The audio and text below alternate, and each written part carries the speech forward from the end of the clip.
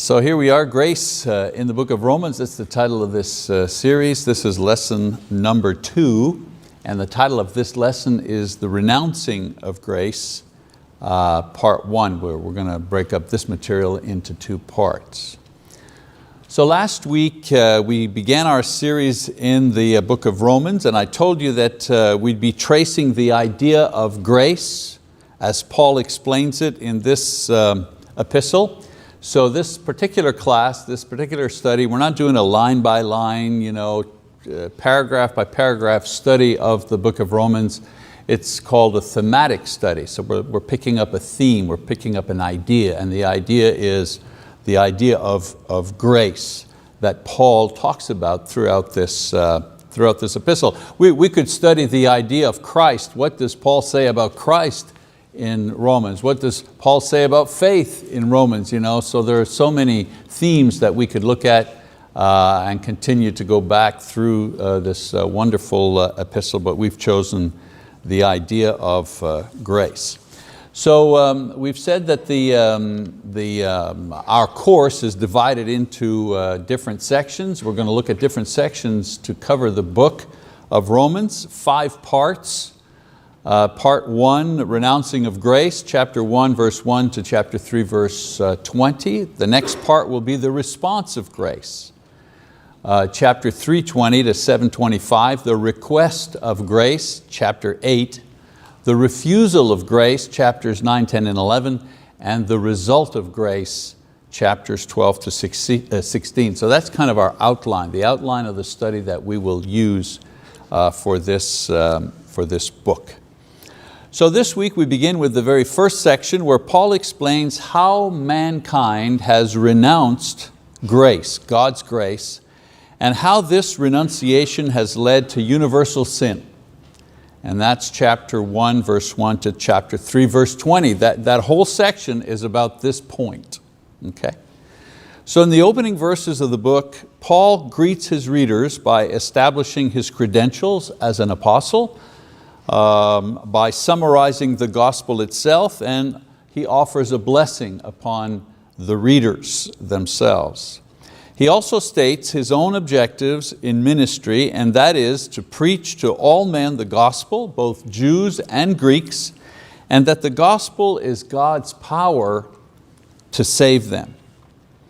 And then he begins his effort to show that all men need this gospel, and he does so by explaining this idea of the universality of sin.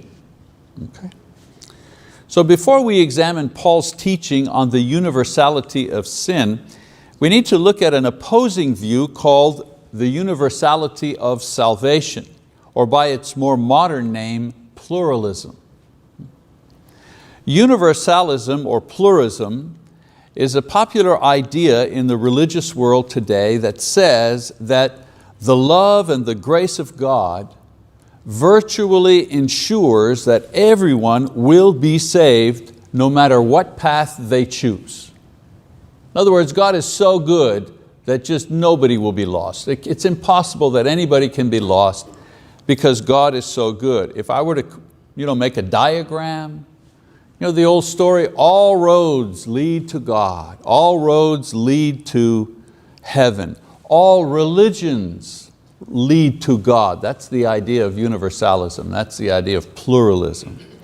When explaining this, people say, well, each religion is distinctive because of culture and geography and history. Hinduism, it's been affected by the culture in which that religion developed. That's what people say, right?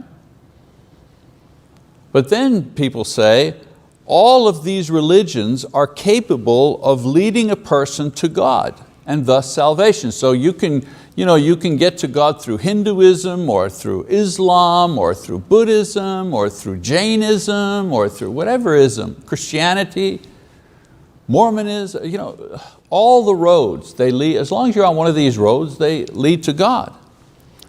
Now, some Christian pluralists teach that every religion is really a form of underdeveloped Christianity. And when that religion matures, it actually leads a person to Christ. So they say like Hinduism, for example, is a primitive kind of Christianity. And they say that when the Hindus follow their religion to its maximum ideal, eventually they'll find Christ. Now, major Christian denominations, Presbyterianism and other Catholicism, so on and so forth, major Christian denominations have a smaller version of pluralism that says this.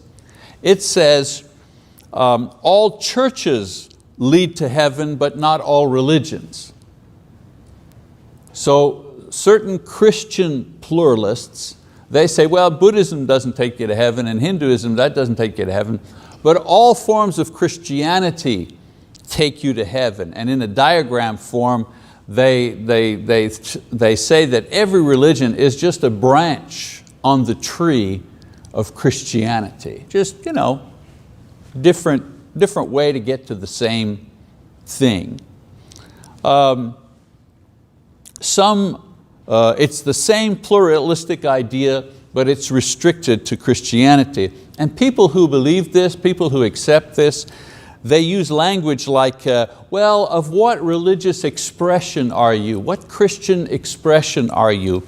Or what fellowship of believers do you belong to? And so on and so forth. And this is just code for, hey, underneath we're all the same. It's all the same business. We all believe in Christ in one way or another, and we're all going to the same place anyways.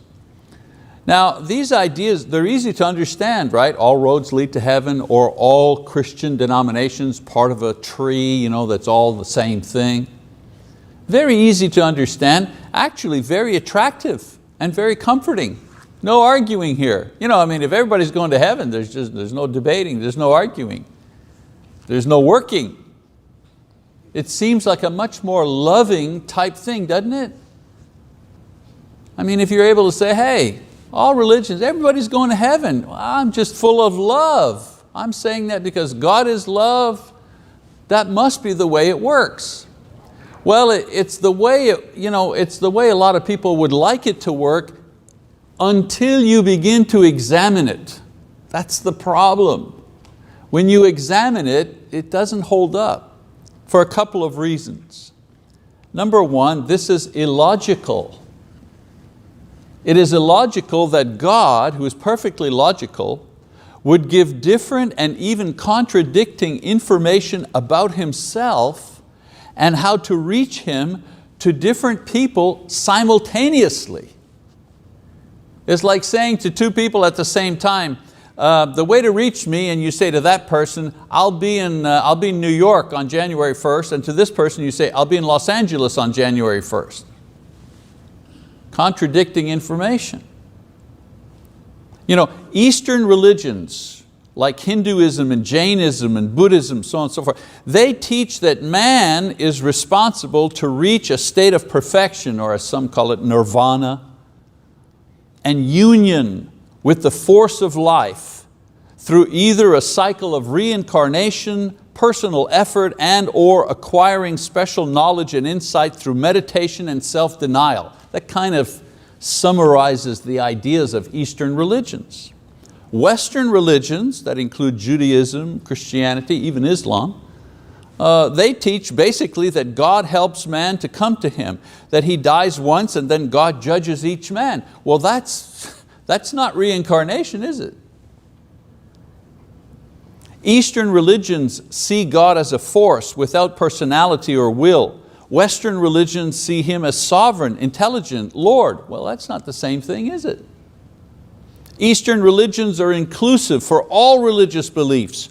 Western religions are exclusive. Only one religion is the true religion. Again, contradictory. The point here is that the information about Hinduism will not lead a person to the same God and the same result as the information on Islam, for example, or the information on Christianity. It won't get you to the same place. It will not create in you the same idea, the same concept of who God is, or what God wants, or what God does. A logical God does not purposefully give conflicting, illogical, and confusing information about how to find Him. That would be cruel. Another problem, universalism is unbiblical from a Christian perspective. The Bible, and especially the book of Romans, has a very exclusive view of the Christian religion. It does assure that all Christians, that they are positively and completely saved forever and ever, absolutely. But the Bible also emphatically declares that those who are not Christians will perish. That's pretty clear in the book of Romans and other places in the Bible. It is for this reason that the Christian religion was so despised at the beginning when it started in the first century. You know, when all religions were inclusive, you could be a collector of gods and religions, the more the merrier. This is the world that the apostles were in, and in the world that they were preaching to. They were preaching to a world where people had many gods. The more gods, the better, bring them on. And they come up and say, sorry about that, there's only one God, only one. And then Peter says, and there is salvation in no one else, for there is no other name under heaven that has been given among men by which we must be saved. That's why they were hated. They weren't hated because they were taking care of orphans, or because they lived a moral life, like they were striving to be sexually pure in their life. They weren't hated because of that. They were hated because they stood up and said, well, I'm sorry about your 10 gods, but none of them are gods. There's only one God, and that's Jesus, that's come in person, and that's Jesus Christ. Only through Him can you go to heaven. Well, people didn't like that. I know there are a lot of other political reasons, for the persecution, but certainly the hatred of the people was based on that. And you know what? Nothing has changed today. If you declare that only through Christ can you be saved, oh my, that is so politically incorrect today to say a thing like that. So nothing has changed. They weren't martyred because Christianity was a new or different religion. They were despised because the disciples of Jesus dared to say it was the only religion. And so the first 3 chapters of Romans explains why and how this is so.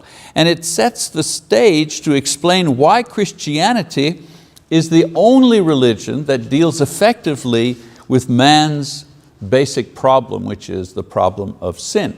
Okay. So in Romans chapter 1, 2, and 3, among other things, Paul describes man's true condition, and his true condition is he's fallen from grace. He's renounced the grace of God. Now we know that man began as good. He was the recipient of God's grace as the head of creation, the partaker of the divine nature, an intimacy with God that he shared. This was God's very first expression of grace towards man, the creation and putting man at the head of creation. That was God's initial expression of grace. And man, through disobedience, fell or renounced this grace and came into the condition that Paul describes in Romans chapters 1, 2, and 3. So he begins describing this fall from grace by describing the process of sin itself and how this leads to judgment and death. So let's read chapters 1, verse 18. Like I said, this is not a line-by-line study. I'm just picking certain passages that support and describe our theme. So verse 18, it says, "For the wrath of God is revealed from heaven against all ungodliness and unrighteousness of men who suppress the truth in unrighteousness." So Paul is explaining here that God will punish all those who refuse and willingly suppress the truth. Well, what is the truth? Well, the truth is there is a God, and this God can be known, and this God is to be obeyed. This is the truth. And Paul says man has willingly suppressed this truth. The best example I can give you is, you ever take a beach ball in a swimming pool? If you just throw it into the pool, what'll happen? It'll float, right? It'll float on the surface. You have to hold the beach ball underwater to get it underwater. You have to suppress it to get it underwater. Well, this is what Paul is saying. The truth has a buoyancy. It wants to rise up. The knowledge that there is a God and He's the one who's created everything, and that we ought to obey Him. That truth has buoyancy. It wants to rise up. And Paul is saying that sinful men have suppressed this truth, have kept it down willingly, because if they didn't do that, the truth would simply rise up. In verse 18 to 20, he continues and says, because that which is known about God is evident within them, for God made it evident to them. For since the creation of the world, His invisible attributes, His eternal powers, and divine nature have been clearly seen, being understood through what has been made, so that they are without excuse. So God, or the truth, is known in two very natural ways that Paul mentions here, through conscience and through creation. Every person can come to know God and His attributes through either or both of these means. A person who is blind and cannot speak can still know there is a God through conscience. So these two witnesses, Paul says, the creation and our own conscience, are so overpowering that no one can plead ignorance. No one can plead ignorance. You're driving along and every quarter mile there's a sign that says 45 miles an hour, 45 miles an hour, and you're doing 63. And you get pulled over and you say to the policeman, I didn't know. Really, you say? You didn't see all those 45, you think that was just a suggestion? Same thing. Paul is saying nobody can say, I didn't know there was a God. Really? The stars in the heaven, you never had the thought, who put those there? So in verses 21 to 23 we continue. He says, for even though they knew God, they did not honor Him as God or give thanks, but they became futile in their speculations, and their foolish heart was darkened. Professing to be wise, they became fools and exchanged the glory of the incorruptible God for an image in the form of corruptible man and of birds and four-footed animals and crawling creatures. So rather than responding to a fundamental truth that man has always known, a fundamental truth that was always there, man, historically, collectively, and individually, has chosen instead, Paul says, not to acknowledge or honor God, refused to be grateful, even when he did acknowledge God, chose rather to worship baser things expressed in pagan religions, seeing in these a wisdom devised in their own minds. In other words, you'd rather worship things that you created yourselves than worship the God that created you. So instead of letting the truth emerge, Paul says man has chosen to pursue the course that I've just described. Not to acknowledge God, not to thank Him, not to worship Him, but rather to create his own gods, his own way.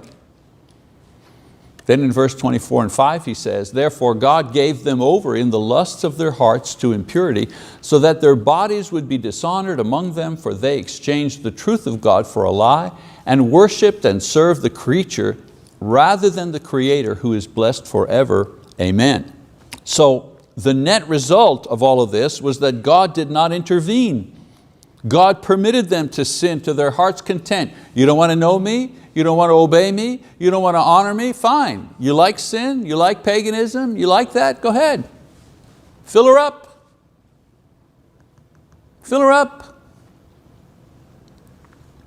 And so Paul in the final verses describes some of the sins that this fall from grace and this process of sin led them to. Now understand here, Paul is not describing a single person or a single nation. He's describing a natural progression of humanity that forsakes God. This is what happens. And so the progression, there's the refusal to acknowledge God as God. It starts there. Whether it's a person, a nation, or all of humanity, it starts there. And that is followed by a refusal to respond with thanksgiving. So if you refuse to acknowledge that God is God, well, you're not going to give thanks for anything. Who are you going to thank? You're not acknowledging God. And that will lead to a creation of personal gods devised by human minds to fulfill the need of the human soul for the truth of God. You know what is so strange? We're designed in such a way that we want to worship. We have to worship. It's part of our, we're wired to worship. And so the sad thing is, if we reject the true God, eventually the need to worship will find a way out. And we'll end up worshiping things that are not God. And Paul says the last step is a downward plunge into active evil. Now, in an historical sense, the process is as follows, in a kind of a macro view of history. If you looked at history, and if you looked at this kind of process here, this downward fall, this is what it looks like. You begin with grace, God's expression of grace. And then when you reject God, when you reject grace, the first thing to fall is your theology. So there's a theological fall because you're not acknowledging the true God anymore.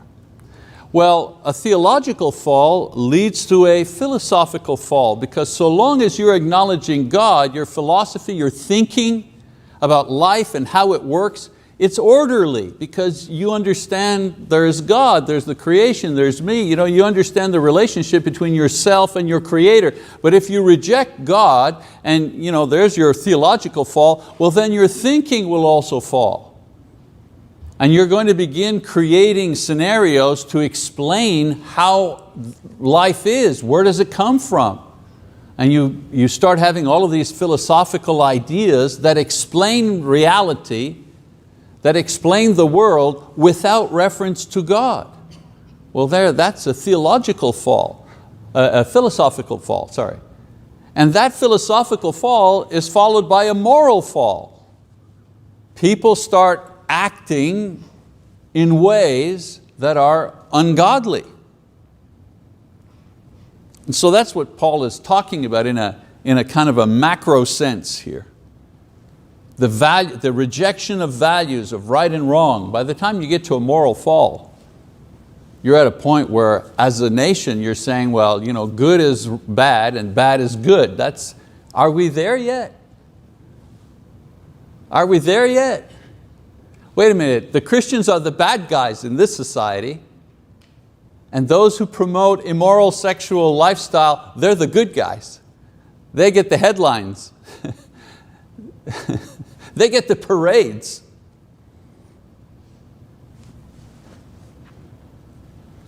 We've seen this cycle in history, right? The creation, that's and then the garden, boom, the fall. Seth comes along and men once again begin calling on the name of the Lord. And what happens? We get to the flood where God destroys everything. And then post-diluvian means after the flood, everything starts over again. What happens? We get to the Tower of Babel where humanity wants to rise up. God has to spread them out. Then you have Abraham, a hope to the crucifixion.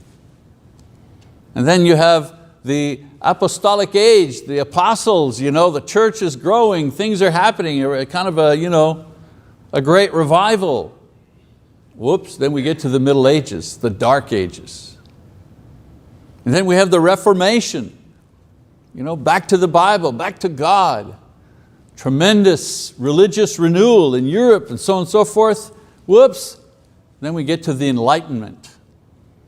The Enlightenment with philosophers who said, well, man is the center of everything. We can invent stuff. Technology will solve all our problems. The artists have been set free. We don't need God.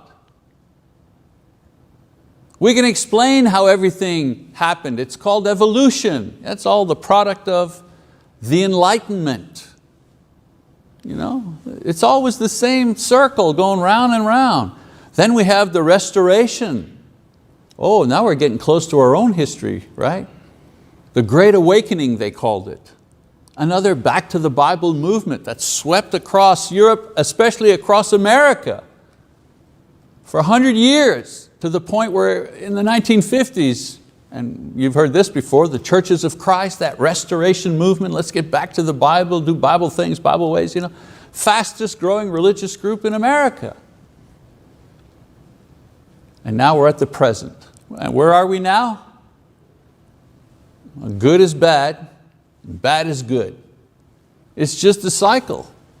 Some people say, well, why aren't you more excited and why aren't you more afraid? Well, because it's just the same stuff going around all the time, round and round and round and round.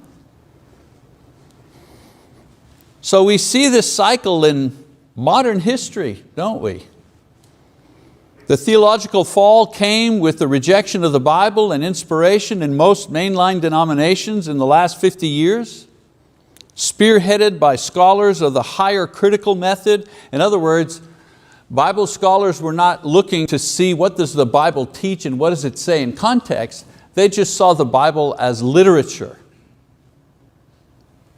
No inspiration whatsoever. And these scholars began to influence the writers and the ministers and the leaders, because ministers go to seminaries and seminaries are populated by intellectuals, and intellectuals were buying into this stuff. So ministers brought this back to their churches. The fact that a gay woman can be a pastor of a Methodist church, that doesn't happen overnight. That takes 75 years to happen, but it happens. I tell people, you want to send your kid to Harvard? Sure, if you want him to go to business school there, but don't send him to the divinity department, because he'll come out, he won't even believe in God, let alone be a minister. And so they influenced the writers and ministers and leaders to reject the Bible as authority and rely more on social and psychological sources for ministry models and church models and moral issues. Lutheran churches ordain active homosexuals because it no longer considers the Bible as an authority. And then we have the philosophical fall. I'm just talking about the latest cycle in our lifetime.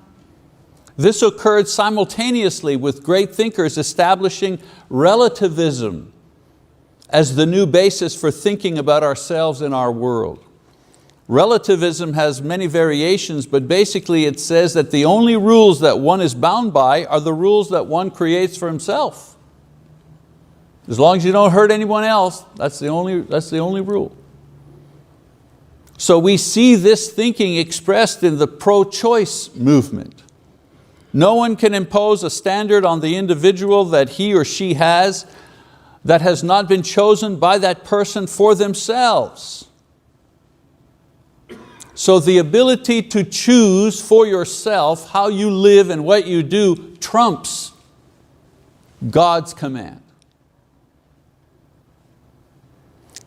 Social laws become valid because they have been chosen by the majority. They really don't have any values in themselves.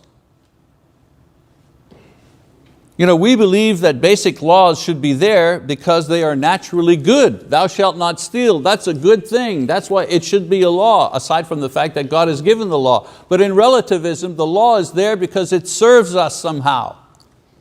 And when we don't like that law anymore, we get rid of that law. And now in our country, we have an institution that helps us do that. What's it called? Well, it's called the Supreme Court. Imagine one person's vote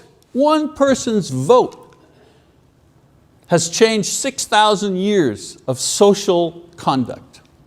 One person's vote has said from now on, every court in the land must permit 2 men or 2 women to be married.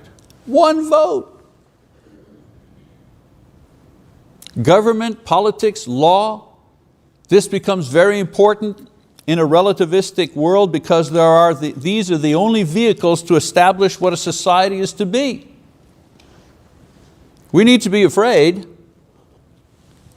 of a society completely dependent on relativism.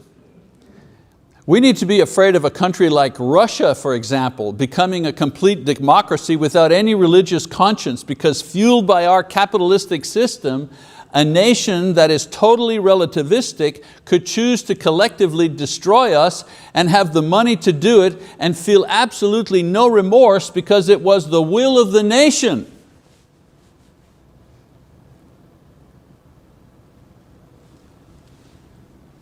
It isn't that might makes right, that's what Nietzsche said. It's the majority has the priority. So in a relativistic world, there's no such thing as loving your enemy, because a majority of people would never choose to adopt such a policy.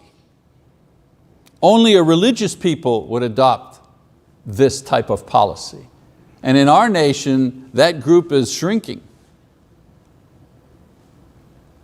And then the philosophical fall always followed by a moral fall. So we are currently experiencing the moral fall of the West.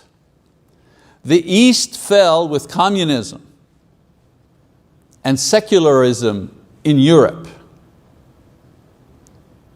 When homosexuals march in the streets for their rights, when governments openly rob their own people, when God's name is publicly blasphemed before millions of people in the media day after day after day with no outrage and no way to stop it,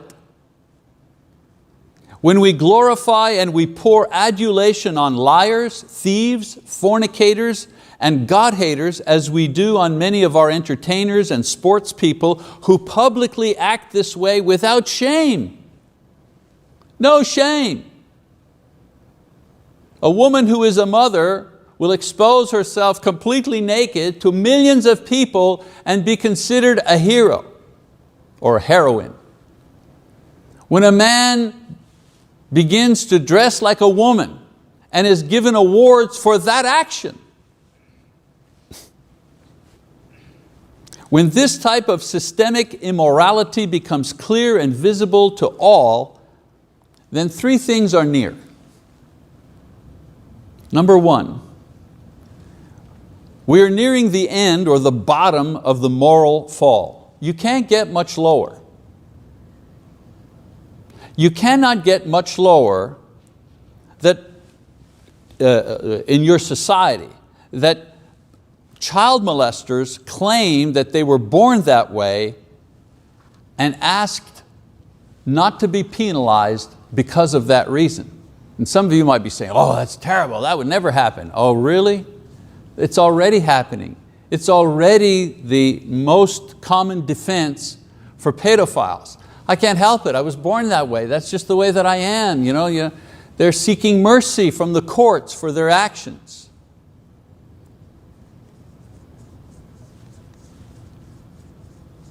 Or, we're near the beginning of another period of God's grace as the cycle begins a new phase in history.